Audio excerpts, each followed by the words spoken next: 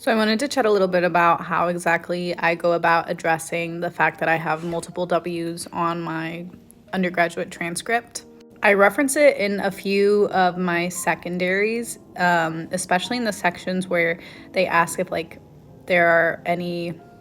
I guess there's only a couple secondaries really, but if they ask any red flags or anything that you might want to add about your undergraduate coursework or anything that might come up like in your transcripts, in those questions, I address it very directly. I withdrew from a total of 3 courses. One of them was like a self-paced math course. Actually, I think 2 of them were self-paced math courses. And then another one was an intro to genetics lab. The first 2 I withdrew from my freshman year simply because I did not have the time management skills to be able to take a self-paced course at the start of college. And that's exactly what I have said in interviews and in secondaries.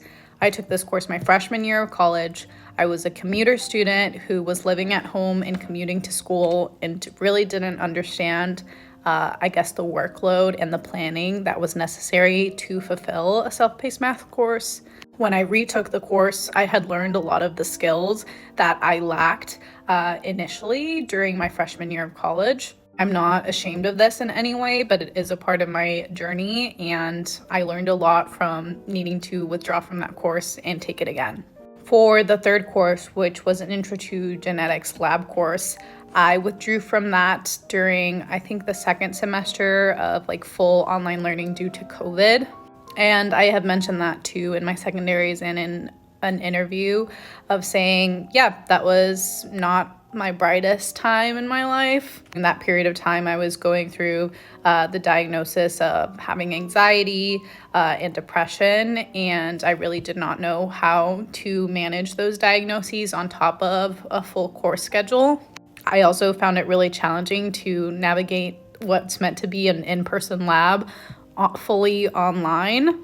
And it was also during this time that I was trying to navigate seeking accommodations for myself through the Student Disability Center at my undergraduate institution. So I talk about all of these factors and don't shy away from the fact that it was really both a contextual failing and a failing on my part of not being able to keep up with the course material. I think when you're answering this, it's really important to take self-accountability as well as kind of lay out the context in which it's occurring. I would also emphasize the fact that you should 100% say what you learned from experiencing this. Ultimately, they just want to know that there's been some growth there since it happened, and that's the gist of it.